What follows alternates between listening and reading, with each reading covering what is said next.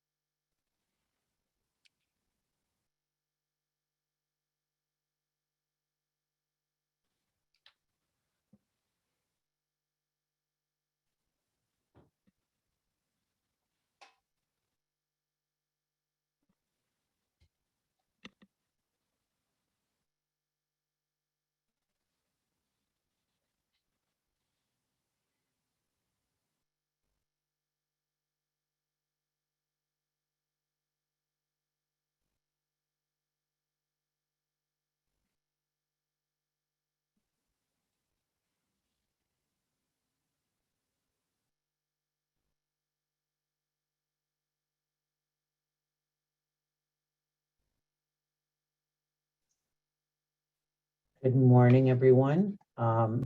We will be starting our presentation shortly. We're going to give everyone a few more minutes to sign on, grab their cup of coffee. We have a great presentation prepared for you with a fabulous team. And so we should be starting shortly. Again, thank you for joining us.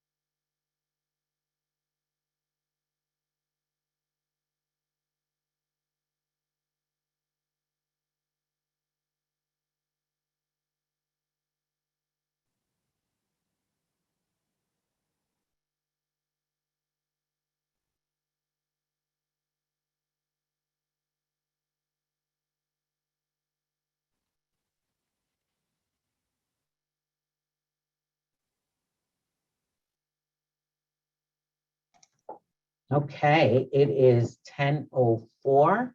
We are going to get started out of respect to everybody's time and our host this morning. I want to thank absolutely everyone for being here this morning. This is truly a exciting presentation, an opportunity for our businesses and guests. Um, you know, we want to thank City Planning, Carol and her team. She will introduce everyone in a few minutes, but thank you for allowing us the opportunity to host you this morning. The job opportunities, the partnership opportunity, and seeing where we're headed with all of this, it's been an incredible light at the end of the tunnel for us as we maneuver what we're dealing with on a daily basis. So thank you to our members. We have the chat on the side. Also, there will be an opportunity to answer some questions, some interactive, which will be explained. And whatever does not get answered for you today, we will definitely have follow-up, and we will continue this conversation throughout the process. The commitment from City Planning has been a strong one, and they are true to their word, which I have to thank you for that. So Carol and team, I will turn this over to you. Again, chat, Q&A, and this is definitely about answering everyone's question. Thank you, Carol. Good morning.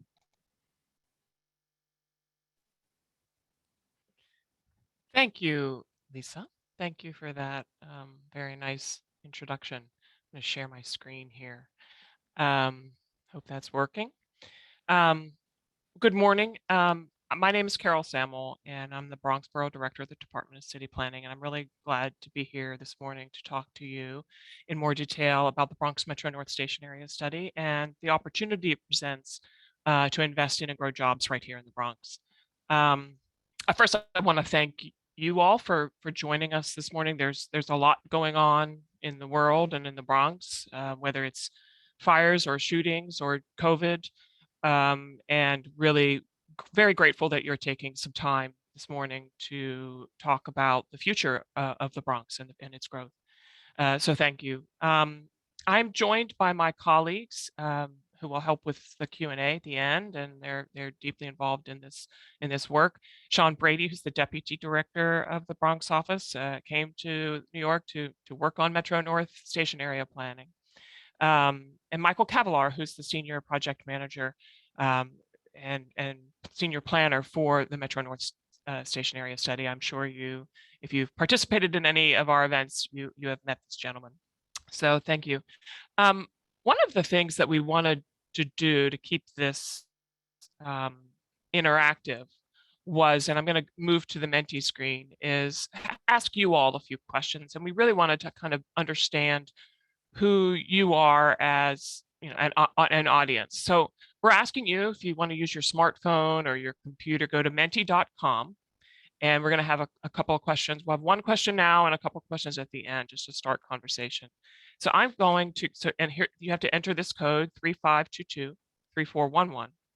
And I'm going to move over to the Menti screen and ask you all to go to menti.com.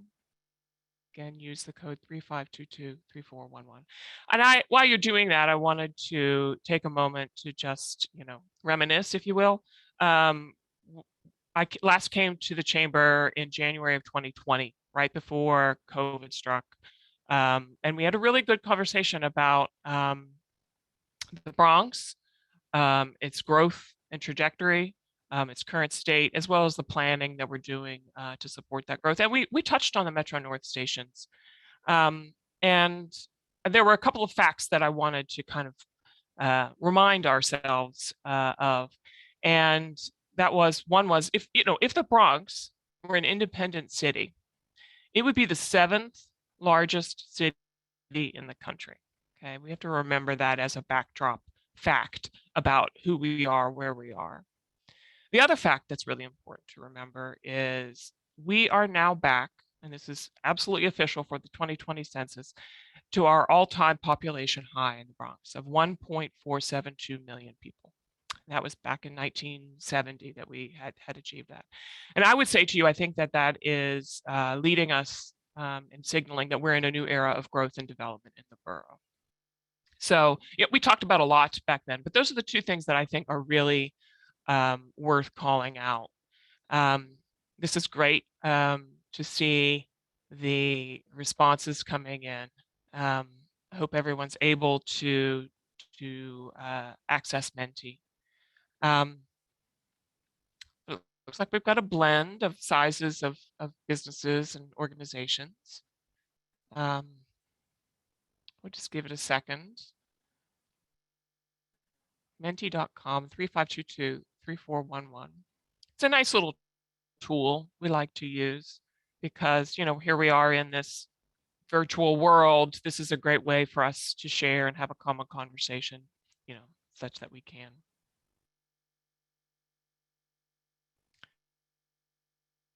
I'm going to ask you all, keep doing. I'm going to stop sharing this screen, but we can go. So it's great to see. We've got a significant number of people with, 100 plus employees. I'm going to guess those are the large institutions in the Bronx, and then also a significant number with smaller, it's probably small businesses. So we have a really good blend in the audience. So thank you. I'm going to stop sharing and go back to the presentation. Okay.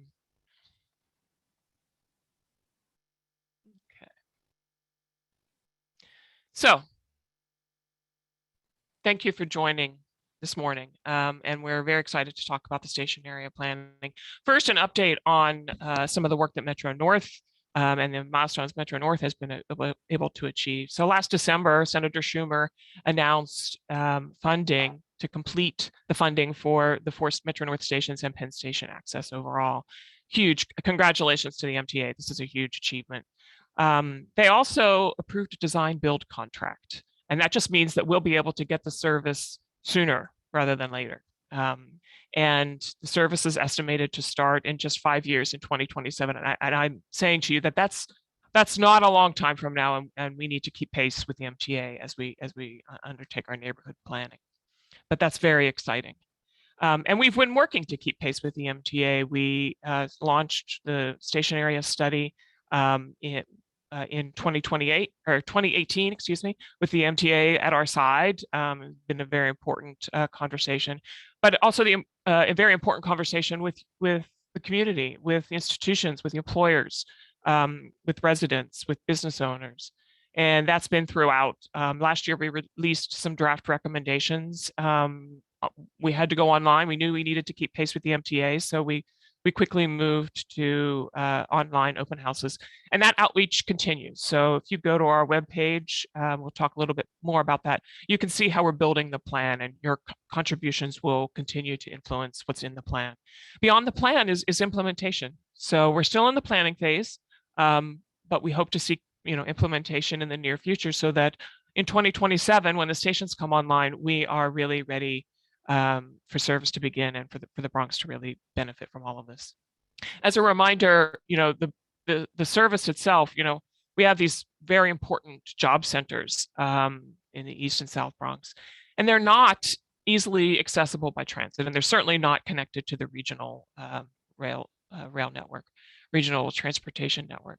But here you can see how we add these stations, and suddenly these major job centers in the Bronx are once again, because it's 100 years ago they were connected, that service went away, but we're reconnecting these very important job centers and integrating them into the regional transportation network, making them quickly and conveniently accessible from points north, south, and beyond.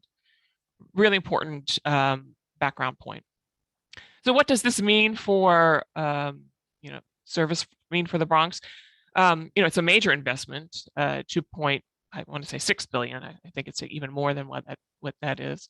But as a reminder, we're getting 4 new stations at Co-op City, Morris Park, Parkchester, Van Ness, Hunts Point, and that service, which is along the Amtrak line, will take the Hellgate Bridge and go into Penn Station, Midtown.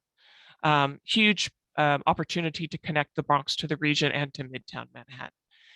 But really, for the city to capitalize on this major investment, we need to be implementing the station area plan, undertake the station area planning, which is underway, but then we need to implement it for the Bronx to fully benefit from this new service. What opportunities does the station area planning provide?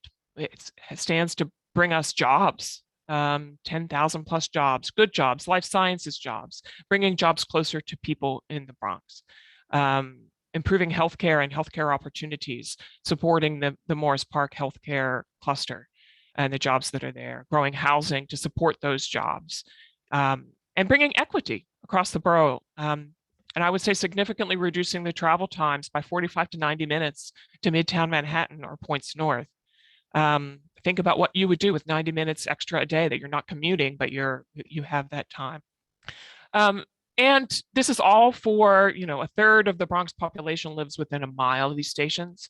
The Bronx deeply affected by COVID and the jobs losses.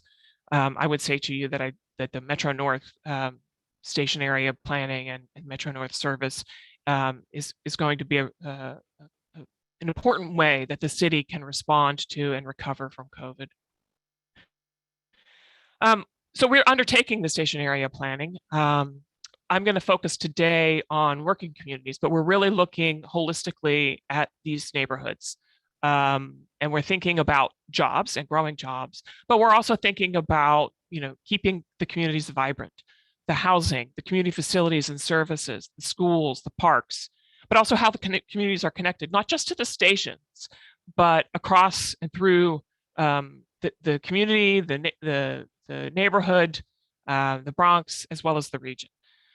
So these three things work together. I really encourage you to go to our website, which is at the top of the page there, nyc.gov/BMNS. And you can continue to read in detail the recommendations. We're going to go through some of them today, but not all of them. There's a robust set of recommendations there that we continue to seek feedback on. So how will we grow jobs?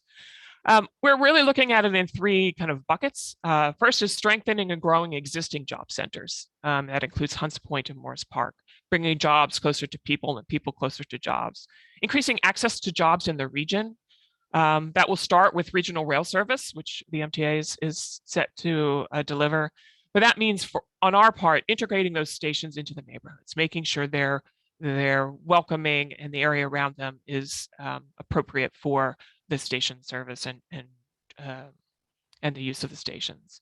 And then finally, connecting Bronxites to good jobs. And what does that mean? It means building partnerships across employers, jobs, workforce development groups, as well as within the region, employers within the region, cities within the region, and then also focusing on the individuals, identifying barriers to entry to the workforce for existing jobs, as well as for the new jobs that we'll talk a little bit more about. How does the new service increase regional access? We keep talking about that. Well, let's show you. So the green dot is a point kind of midway between Parkchester, Van Nest, and Morris Park. And the yellow is showing about how can you go in transit in an hour's time. And then the blue is 90 minutes. An hour, I would say to you, is not an unusual commute in the city of New York. Okay, so that's as far as you can reach. You add the regional rail service, look how much further you can go in an hour. Look how much further you can go in 90 minutes. That means a change in the access to jobs, as well as to housing options for employees. We can reach much further into Connecticut and New Jersey, Long Island, all across Manhattan, even to lower Manhattan within an easy commute time. We know the Bronx is not afraid to use that to go into the region and to travel north. We have a pretty heavy regional commutation pattern. About 60,000 Bronxites travel to the region. About 2/3 of those travel to points north, Westchester and points north, to get to jobs every single day. So we're not afraid to travel north. And this new service will connect us to the New Haven line. And look at all the jobs that are around there, along there, 175,000 jobs along the corridor in a variety of very familiar sectors. And for this, I would also just, this is an important point for employers and employees. And then to the south, we're accessing Midtown Manhattan in just 25 minutes, whereas before it might have taken us an hour or more. And I would say to you, Midtown Manhattan has 150,000 workers per square mile. That means jobs per square mile. And also 250,000 residents live within a half mile of Penn Station. So think about this from a perspective of employees, but also think about it from a perspective of employers. This is your workforce, a potential workforce pool. What are we going to focus on? So that's what the service delivers to us, and it is enormous. And we're going to focus further on the Bronx job centers that we think can benefit from this service immensely.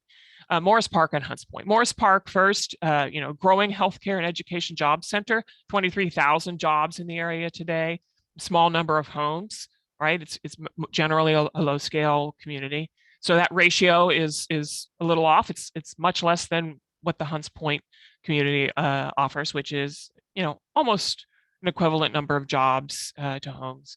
But it has, a very different industry there with food markets and industrial jobs, and of course the connection to the 6th line. So we're going to focus on those two centers. Let's start with Morris Park. Here's a view of the station area from the Hutch Metro Center. So what's in Morris Park today? Many of you know it very well. It is, a cluster of medical institutions and services in a single area that's grown and continues to grow. 23,000 jobs in the area. It's got hospitals and medical schools and offices and clinics. 5 hospitals in this one little area. And it saw a 43% increase in healthcare related jobs, exceeding the healthcare jobs growth in the Bronx. And it also has talent. It has a greater share of people with professional degrees. So the area's natural strengths can be leveraged for growth and help address the real needs to bring jobs and closer to people if we get the planning right. And that's our objective. So that's what's the current picture. Also, just on the ground, you can see some of the major employers with the station in the middle. And I would say to you, major employers, station in the middle, opportunity. We need to think about how we're connecting and bridging those employers using the station and station area planning. So the workers that come to Morris Park, almost half of them work in the Bronx, or excuse me, live in the Bronx. That's less in general, about 2/3 of Bronx workers come from the Bronx. So here we have half of the workers coming from the Bronx. A very small number live and work in the area, 5%. The station area planning and changes create an opportunity for us to kind of address that and take advantage of that. The top 3 industries of employment in Morris Park are healthcare and social assistance. We saw all those hospitals, retail, trade, and educational services. These are for both workers and residents. There is a disparity between for the salaries between people who work and people who live in Morris Park. And I would say to you, that's also the case for the Bronx. The Bronx median salary is only $40,000. But what's this say? In more generally, Bronx residents need to receive the necessary education and job training to have the opportunity to increase earnings, have access to these current jobs as well as future growing jobs in the area. So this is a really important growth opportunity for the borough. We have to make sure that we're connecting people to those jobs. So how can Morris Park grow tomorrow? It has a strong foundation, as we mentioned, with medical schools and hospitals. Even if we grew that foundation, we would be winning. But we see really important opportunity to grow the life sciences sectors here, broadening the ecosystem of jobs here and healthcare services, whether that's introducing new schools or public health organizations or medical manufacturing. And there's also a further opportunity to grow life sciences into bringing advanced research and development into the area, whether that's conference centers or lab spaces or step out space to help life sciences companies grow. So there's a full range of things and ways that we can help Morris Park grow, ways that Morris Park can grow. Well, what is life sciences and why is it important? It is an industry sector. It's focused on, the medical industry, including healthcare service and delivery, research and development and training. It's a growing sector. Life science is a growing sector, and we want it to grow here in the Bronx, right? It's also has a low barrier to entry for good paying jobs. That's important. So we can bring people into this growing sector. And there are early education opportunities to go into a career in life sciences, whether that's STEM education through high school as well as college. And a stronger life sciences sector means better access and treatment options to Bronxites and to New Yorkers overall. So it's an important sector, it's a growing sector, and we want it to grow here in the Bronx.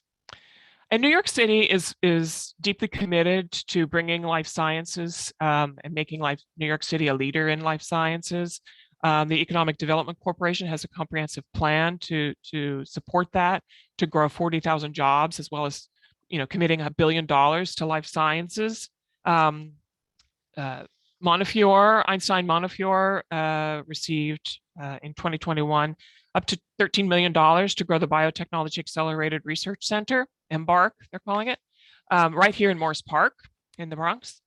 And the support is really to connect research to industry, bringing joint ventures between academia and research and the life sciences industry, unlocking space, creating new spaces where companies can grow, as well as developing the pipeline of talent. And Mayor Eric Adams, not even a month into his administration. But I can say that, within his campaign materials, he identified within his 100+ steps forward for New York City that he wants to make New York City the life sciences capital of the world. So the city is invested and supportive of this growth. We also wanted to make sure that we were talking very closely with employees as well as employers in these areas, understand what their needs are, what their issues are, and how they recruit and how they bring people into their positions. Here in Morris Park, largely it's, they have local colleges that feed into their hiring pipeline, largely. They are hiring trained medical professionals. Moving forward, they expect that qualification to increase, the need for nurses, and the training the nurses will need to receive will increase. But they're also willing to train existing staff for difficult to fill jobs. That's important. There is an opportunity for positions such as medical coders. It's a growing position. It's an easier entry position. What we learned from employees is that they, want to live and work in the local area. The pay, quite frankly, is insufficient to live locally within the housing options that are available to them. And we learned from the institutions, as well as the employees, that there is a lack of amenities and a range of housing options in Morris Park to attract top talent to these institutions. And what I would say to you, that top talent, whether it's a researcher or a surgeon, comes with, and as the institutions themselves expand, all of the support services that go into that work.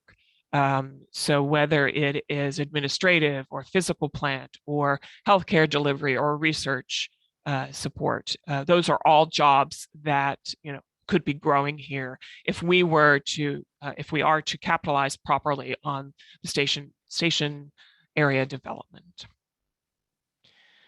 Morris Park today, just as a reminder, the station is right in the middle of the major employers, 23,000 jobs.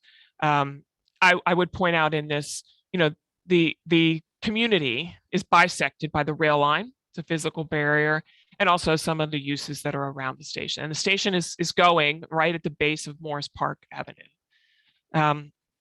The zoning in the area, that's our area of expertise.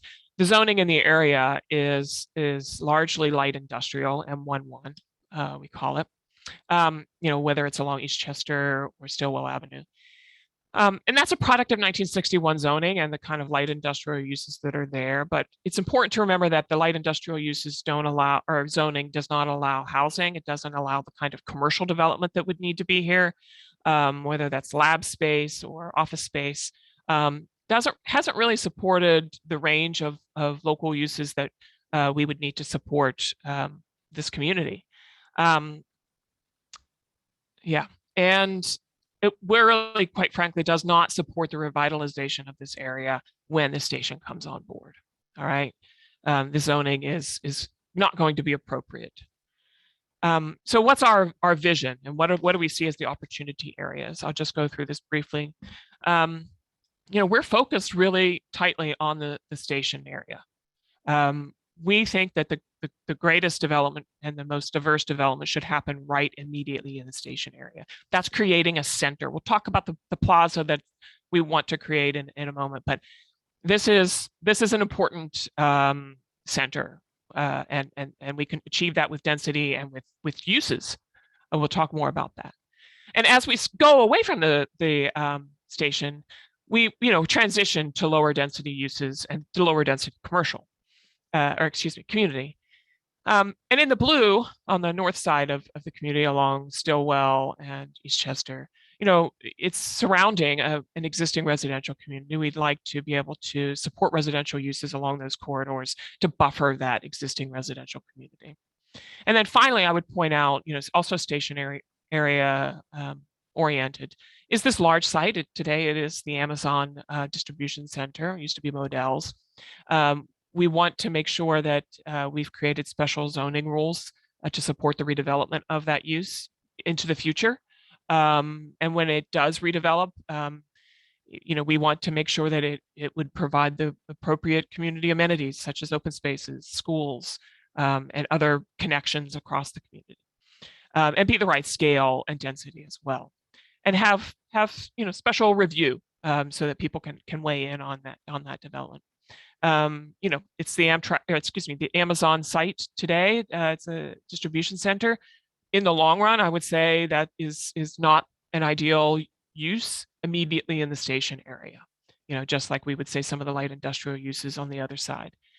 So it is in our interest and the station area interest to think about how should we have that site redevelop, and we want to have the appropriate controls on it. And we would need to change the zoning to achieve our vision. This is the vision, focused again around the station, bringing life sciences, healthcare ecosystem to Morris Park, including housing, jobs, and services, and local amenities. Changing the zoning, I would say to you, is really about achieving the vision. It is for the long term. Doesn't require zoning changes. Don't require redevelopment. It doesn't require that businesses leave. And zoning itself works with the market. So if there's a market for a certain kind of use, you could see when you change the zoning, some development. Well, we know there's a market here for life sciences. We know there's a market here for housing, as well as local services. So this is the vision that we would hope to implement in order to make full use of the station's services. With that also comes an important examination of the transportation improvements that go with it. The institutions play a really important role in this area. They stand to benefit from the station's service and as well as the station area redevelopment. We want to make sure that we're working with the institutions to incentivize the use of transit. And I think the whole community would benefit from having fewer employees in their cars. And that, of course, requires that the transportation be convenient and be well connected. First, bringing the Metro North service. That's what needs to happen. But it also means that we need to plan for the connection of appropriate bus lines, whether that's connecting across the borough, bringing employees from across the borough to the area. We know Bronxites like to take the bus internally into the borough, or connecting to the subway, but also bike network and pedestrian amenities. So make sure that all of those networks are connecting well across the community. And really looking hard at focused roadway improvements to make the existing network more efficient and allow for a variety of ways of getting around the neighborhood. So all of this needs to happen we need to make significant effort into all of this to improve the transportation network to support the current needs and future growth of the area.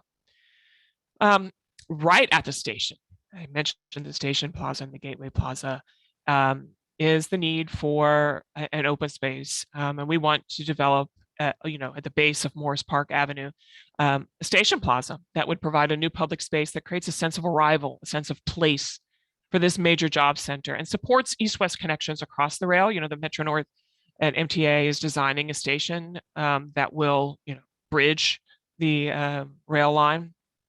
So at the base of Morris Park Avenue, we need to have a welcoming plaza. And also at the other, on the Hutch Metro side, on the east side, equally important that we have a welcoming, safe space that supports a sense of arrival. Here's a view of the station plaza. It's just a depiction. Station plaza has yet to be designed, and we'll be talking publicly about that into the future. But, this is the idea. The idea is that it needs to be welcoming. Michael said to me yesterday, this is the shortest but most important distance we have in this neighborhood. And that is so true. This is from the station to Morris Park, from the station to Montefiore to Jacoby, is this plaza area. We need to get it right. It needs to be welcoming. It needs to be inviting. It needs to be a place where you would want to sit and spend a moment. Have shade, have respite, have seating, have appropriate circulation in the area, pick up, drop off for buses, for taxis, for vehicles. Make sure we're planning for that. But also that goes to the uses in the buildings, making sure that the ground floor uses are active and inviting, providing local services, but also convenient services, whether that's a coffee shop or a grocery store. And we want to think about how the buildings themselves interact with the plaza space, making sure that the buildings are, again, supporting this core that we're developing of activity and the center of the neighborhood. So again, thinking about the scale of the buildings and the uses that are there immediately surrounding the station area. Here's a view looking down Eastchester and Stillwell Avenues. They're right at the split. Thinking about how we, activate some of the campus around Albert Einstein and bringing it to the street level. Again, making sure that there's good connections, that the buses are well connected, that it's a safe, inviting place to walk, and that the station is visible. So in conclusion, for Morris Park, we're really thinking about the station, how we can capitalize on it to grow jobs, to grow the area, all of the other amenities that are needed, including housing and retail services that support that as a growth center and a real transit-oriented development, including the transportation infrastructure needs. Hunts Point is a different story. Hunts Point is a different job center. It is a jobs and population center. There are 50,000 residents that live within a half mile of the station.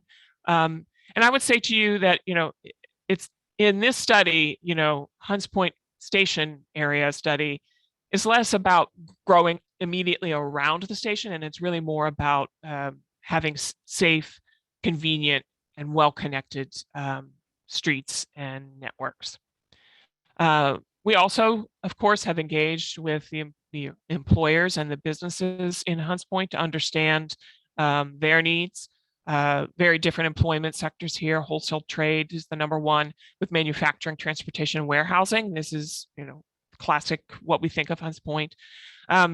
Very small portion of it is educational services and healthcare. So kind of the opposite of what we saw at Morris Park. But we've also talked to the employers and learned more. I would point out to you that, the Economic Development Corporation is engaged in the Hunts Point Forward effort. They're taking a real deep dive to understand and communicate with the employers and employees and the residents of the peninsula. We are in this planning work, so then complementing that work by focusing on the station area and how we build those connections. Okay. So what did we learn from employers? We learned, wow, they were lifelines during the COVID lockdown, the last mile warehousing and deliveries of food distribution, absolutely critical.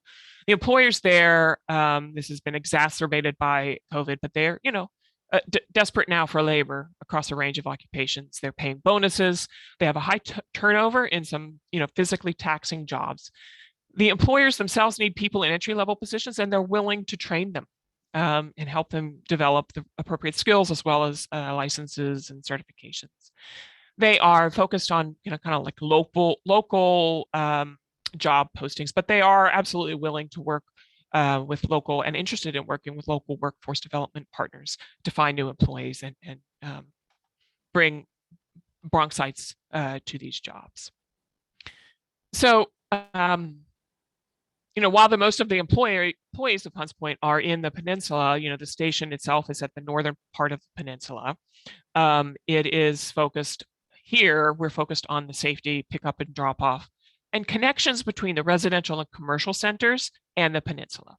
That requires that we address the infrastructure of the Bruckner Expressway, because the 6 train, which is just across the Bruckner Expressway, not an easy journey, but the closest we get to the subway with these new stations is here at Hunts Point, and the whole commercial center that is around Chevalier Square.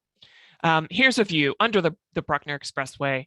And I would just point out to you, this is a view kind of looking east, and Chevalier Square is to the left and the station to the right. And here we're envisioning the Sheridan ramp closed, and we can reclaim that space for pedestrian access with signage and wayfinding. It's important that we connect to the bike network, like networks, because there are multiple ones, whether it's the Bronx River Greenway or the Bruckner protected bike paths. And here on the Hunts Point side, immediately adjacent to the station, equally important vision of safe crosswalks, integrated bike lanes, appropriate uses around the station area. And to sum up, Hunts Point is really, the work that we're doing here is really about safety, access and connections between the station and residential and job centers. That's how we can best support the job center that is on Hunts Point with this station work.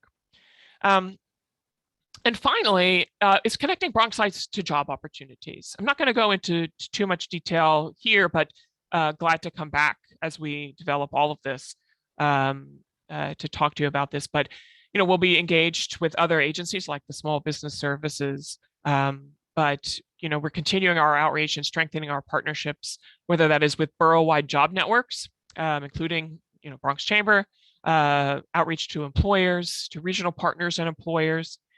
We also need to identify barriers to entry and perform skills gap analysis so that we can make sure that we are able to best connect Bronxites where they're at to the existing jobs and the coming jobs, and develop a plan to implement that can support all of this work, identifying the resources, the programs, and the trainings that are needed to address all of this. That is a lot, and this is, suffice it to say, we're still building the plan. To go back to the beginning, we're still building the plan. We still want feedback, and I would really encourage you to go to the website, look at how integrated these different aspects of the plan are to support the overall growth and development. And what we wanted to do is now go back to Menti, and I'm going to stop sharing because we really want to talk to you about what you see as the top 3 opportunities that the station area changes might give you, or the station service might give you even, and the top 3 challenges. So let's go back to Menti. Carol, there's so a question. here. There's a question in. What's that? There's a question in the Q&A. Sure. Regarding rail is a very good way to keep polluting trucks off the local roads. I'm sorry, I don't have my glasses. Will rail freight be considered important also? Well, in Hunts Point, it absolutely is. Absolutely. And rail freight, I mean, I can't speak with any depth to that, but I know that the Economic Development Corporation is actively engaged in that. And there is rail access in Hunts Point, and they're working to improve that. Thank you. And Carol, apologies if it's helpful to, I think our understanding is that the CRX trains will continue to use the line into the future. There are some capacity issues to make sure both Metro North and Acela and the CRX can continue to use it, but I'm not aware of any. Thank you, Michael. Thank you. That's a good point. Can everyone see the Menti? Mm-hmm. We really kind of want to understand. Yes, great. Great. Here we go.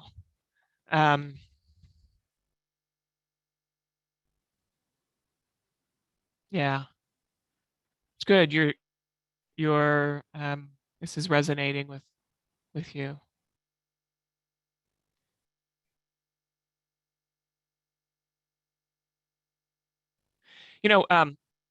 Planning is, of course, very forward-looking, and we've been engaged in planning around these stations for many years, as has the station service and the delivery of the service has been many years in the making.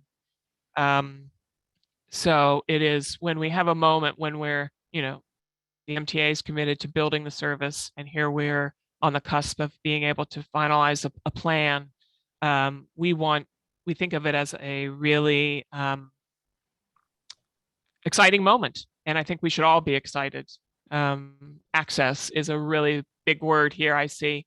Yeah, accessing the region, accessing Midtown Manhattan, accessing the Bronx will be really, really important, and a great opportunity here. Yeah, foot traffic.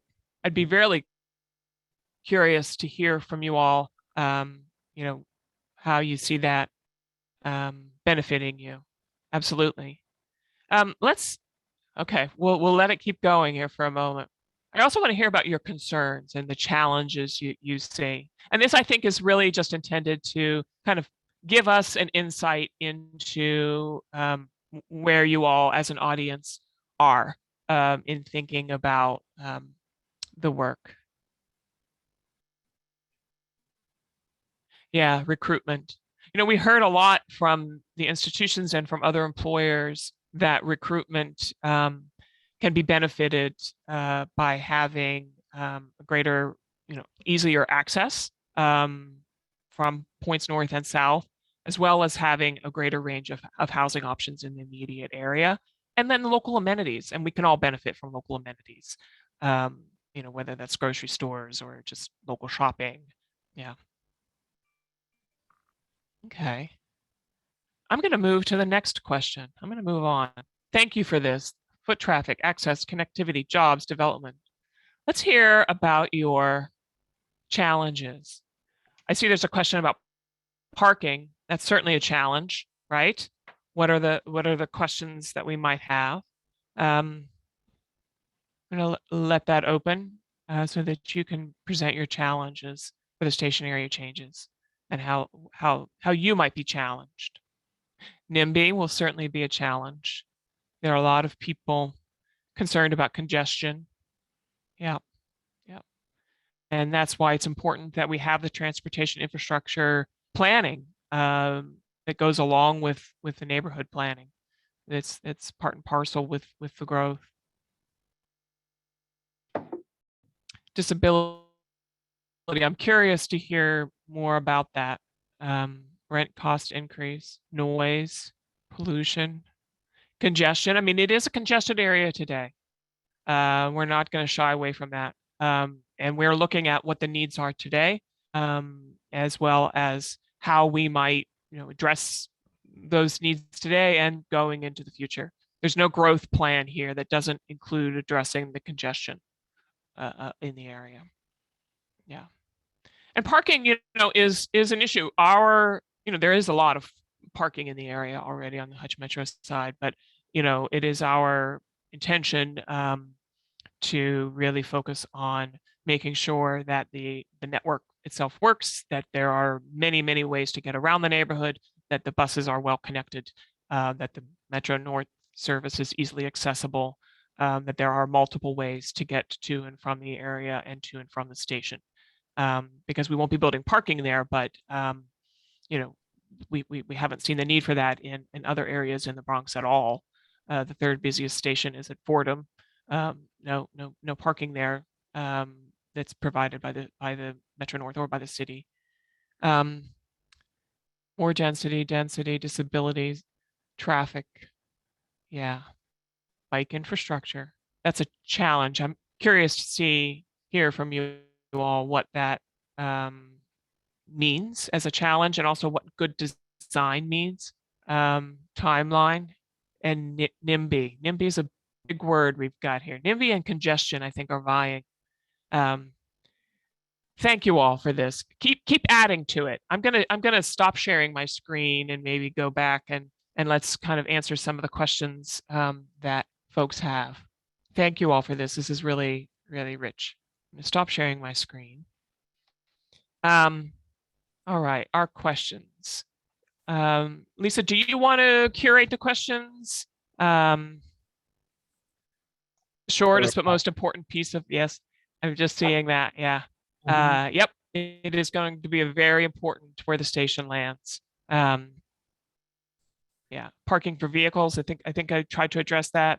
Displaced businesses that currently exist many years in the area. What about them? Yeah, we need to think about them. We need to think about, are they providing unique services? What kind of services are they providing? Are there other areas where they can locate and that kind of industry can locate?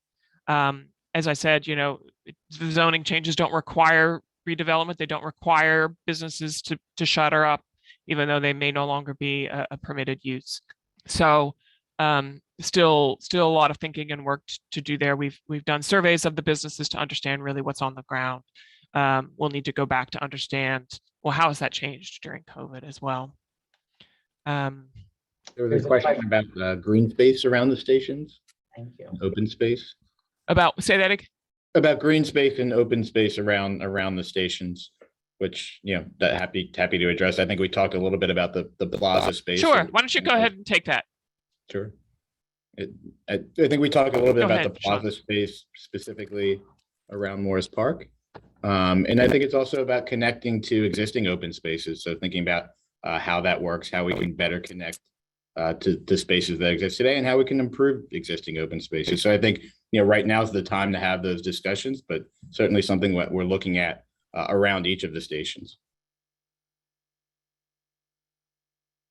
Well, and we're thinking about, just to kind of add on to that, everything from community gardens to playgrounds that are in the area, to the new public spaces. Those are all important. I see there's a comment about,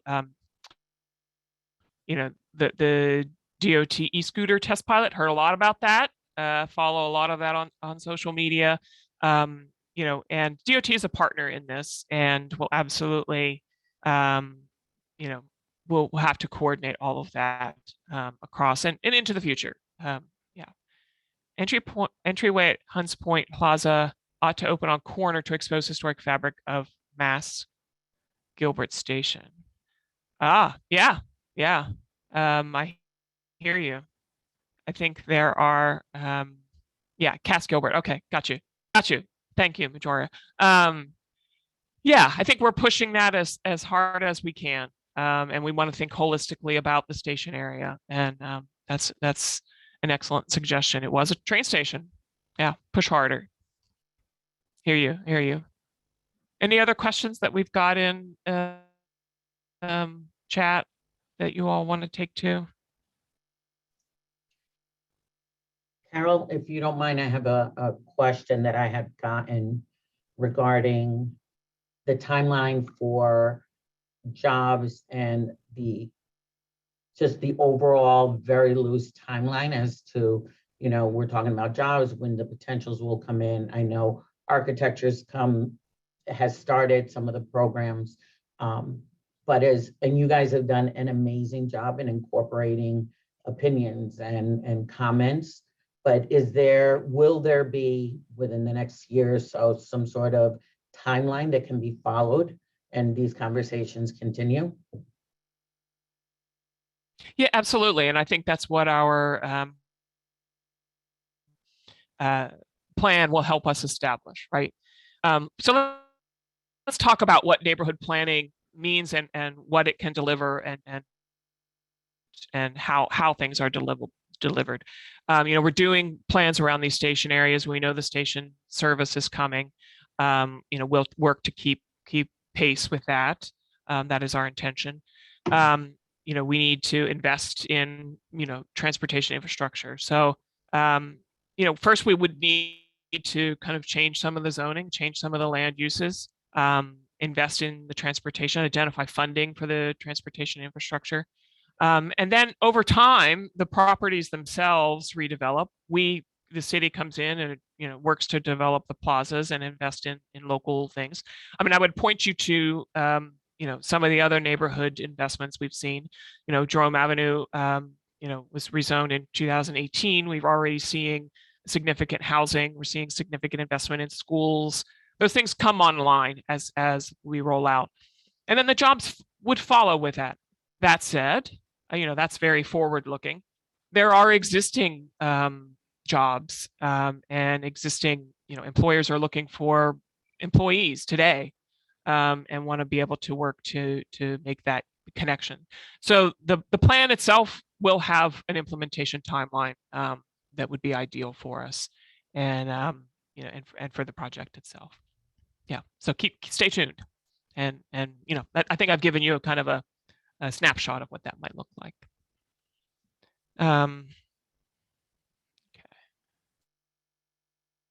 Okay.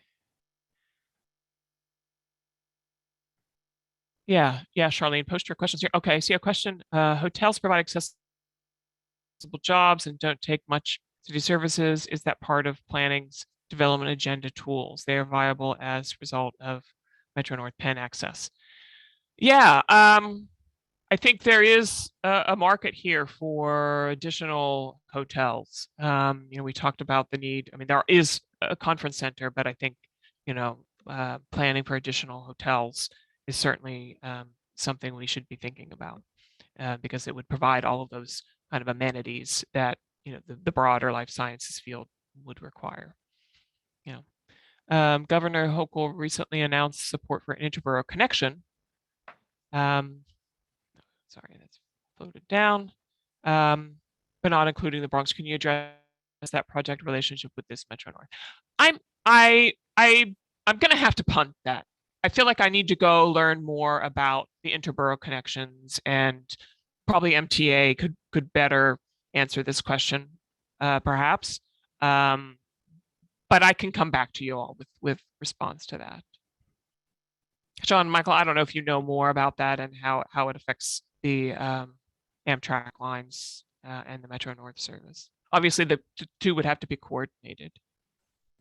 Yeah, I know the one thing that was pointed out is that what was proposed right now would not be continuing on to the Hellgate line where this service would run, just because there wasn't capacity. If it was to run on that, there would have to be a further discussion about capacity. So that's what has been said so far about it. I also saw in the Q&A there were a couple questions as well. So there some questions were posted in the Q&A and some in the chat. Oh, I'm in the chat. I didn't realize there was a Q&A. Totally missed that. I'm gonna answer one more question, and then we can go to the Q&A. Says I'm a homeowner concerned about the proposed zoning changes. She moved, how it will affect the quality of life in Van Nest and Morris Park. She bought a home in Van Nest because she valued a less dense community. That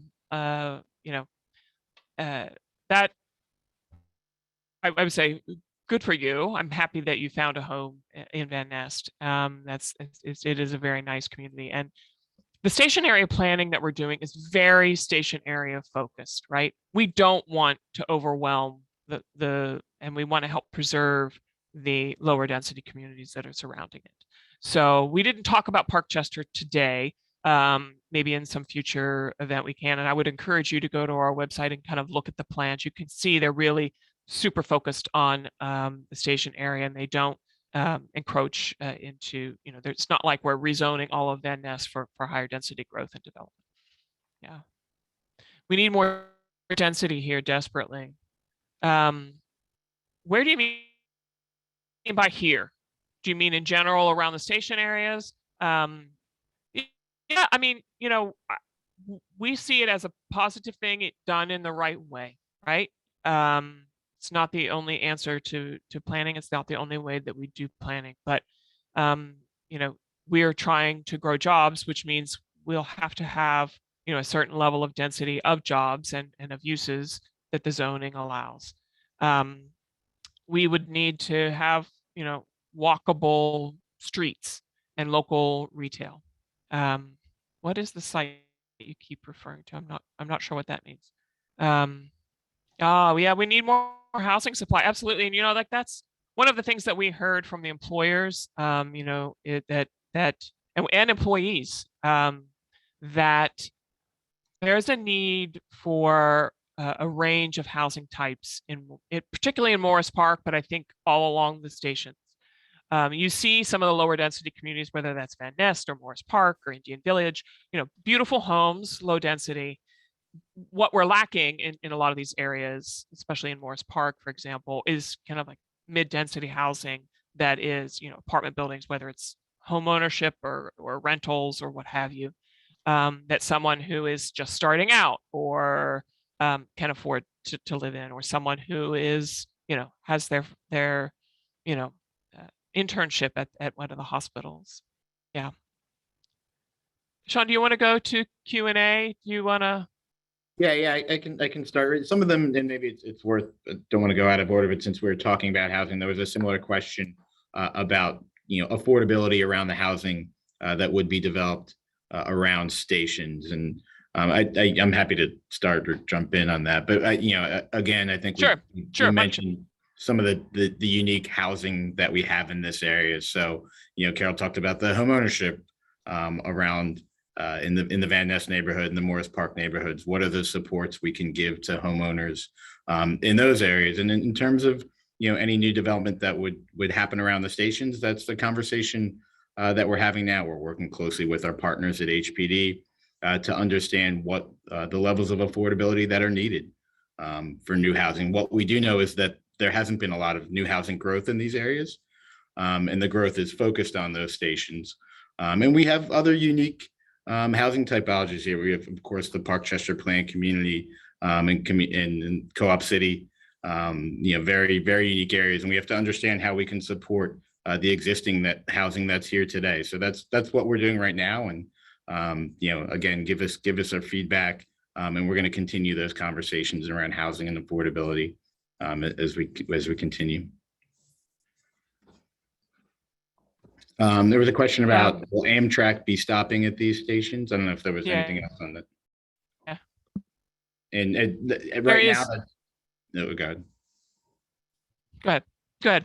Say right now, there aren't plans for Amtrak to be stopping. Amtrak does stop at New Rochelle today, and I think the benefit is that there is the option to be able to, this will provide the option to be able to go up to New Rochelle quickly instead of having to go into the city, into Penn Station.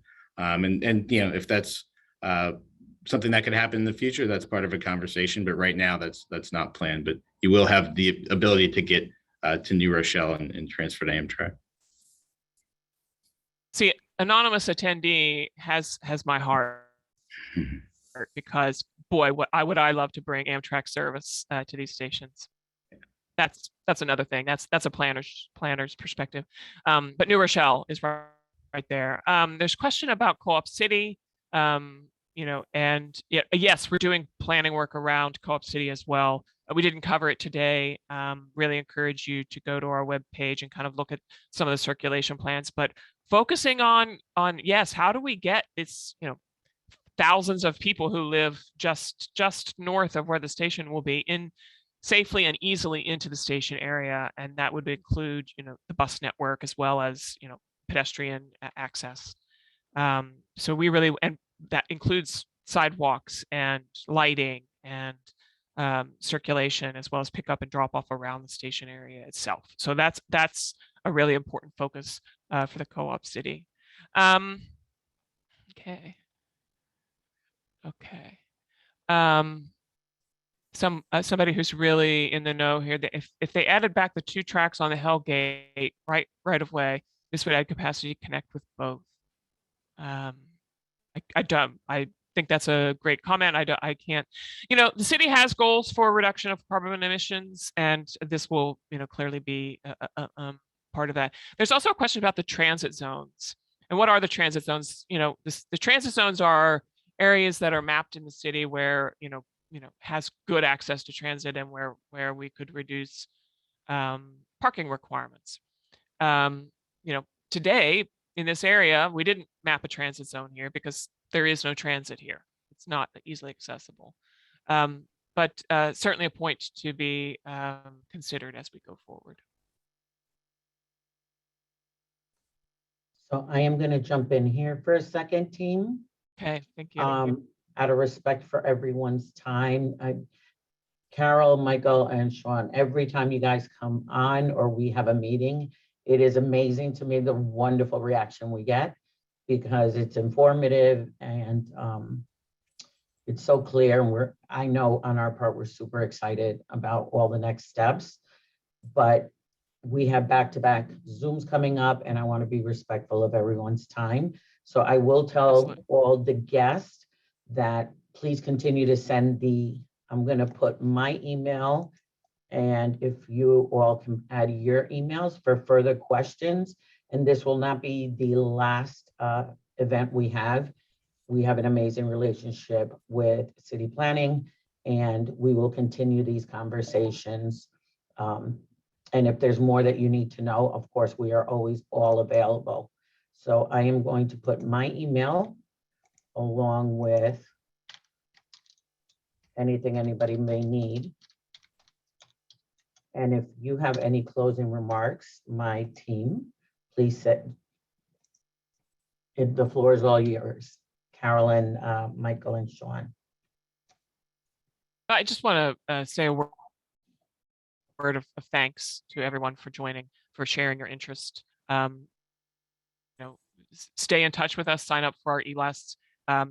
Planning is a long-term commitment, and you know, we are committed to it, and we're also committed to deep public engagement, which, you know, this is a part of, and eager to continue the conversation with everyone and to see the stations come online. Fantastic. Thank you again. Thank you. Thank you for I'm joining. looking forward to the next one. And thank you, Everyone- Lisa, for being Oh, a great of course. host. The Bronx Chamber is here for teamwork all the way, especially with you guys. All right. I'm biased that way. Everybody have a wonderful day. Stay warm in this cold winter day, and we will all be in contact. For further information on events that the Bronx Chamber is having, always visit our website. Thanks, guys. Have a great day. Be well. Bye-bye.